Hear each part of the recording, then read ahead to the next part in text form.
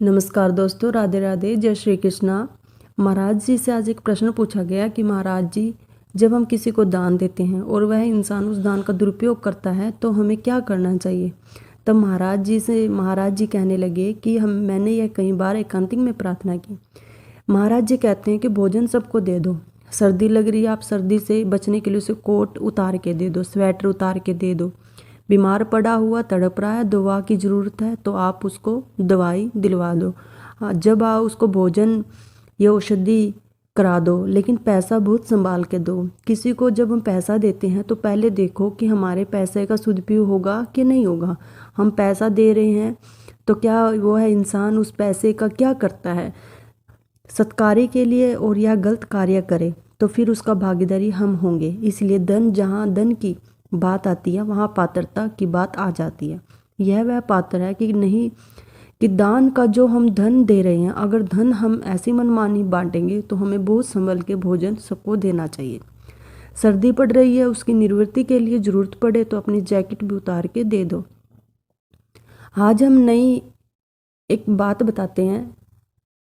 अगर किसी व्यक्ति को जब कोई दान मांगे, अगर वह दान पैसे, अगर कोई व्यक्ति बीमार है और अगर हम उसको बीमार के लिए पैसों की ज़रूरत है तो हम उसको पैसे दे सकते हैं।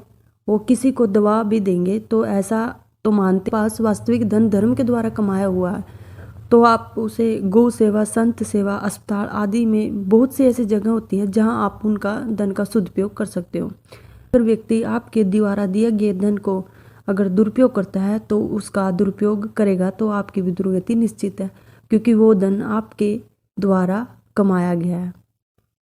तो महाराज जी से अगला प्रश्न पूछा गया कि महाराज जी, कोई ऐसा किसी एक कार्य को दिखाओ कि हम गौ माता की सेवा करेंगे, फिर हम पाप नहीं लगेगा।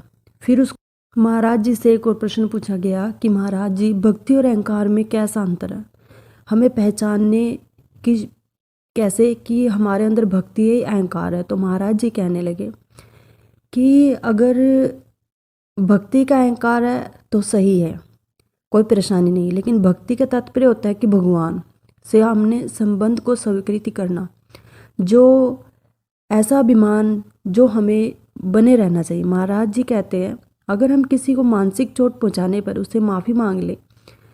महाराज जी से प्रश्न पूछा गया कि महाराज जी, अगर हम किसी को मानसिक चोट पहुंचाने पर उससे माफ़ी मांग ले तो वो कह दे कि तुम्हें मैंने माफ़ कर दिया, और इससे महाराज जी हम दोष से मुक्त हो जाएंगे क्या। महाराज जी कहते हैं हाँ, मुक्त हो जाओगे। अगर वह यह कह दे कि हम नहीं माफ़ करेंगे और अपने अंदर से जलन युक्त होकर दुख अनुभव करते हैं कि हमसे गलती तो हुई है, माफ़ भी कर दिया, लेकिन वो माफ़ करे या न करे, तो महाराज जी क्या माफ़ करे या ना करे, मान लो कोई द्वेषी पुरुष है, कोई बहुत ही दुष्ट स्वभाव का है, अब उसने कह दिया हम नहीं माफ़ करेंगे और आप दुखी बने रहो। आपने दुख प्रकट किया, हमसे गलती हुई, जब आप उनसे क्षमा मांग रहे हो और वह कहते हैं कि मैं आपको क्षमा नहीं करूँगा, तो आप दोबारा कहने की ज़रूरत नहीं है, वो क्षमा हो गया। वो आपके अंदर जो प्रायश्चित पश्चाताप हुआ उसी से हो गया। आप उस अपराध का प्रायश्चित जो आपके हृदय में पश्चाताप हुआ उसी से हो गया, दोबारा उसे कहने की ज़रूरत नहीं है। नहीं, वो अगर दुष्ट स्वभाव का है तो दुरुपयोग कर लेगा इस बात का। इसीलिए जब हम गलती करते हैं तो जब हम किसी से माफ़ी मांगते हैं, बस हमें अपने मन में यह बात मान लेनी है कि हमने कोई गलत काम किया।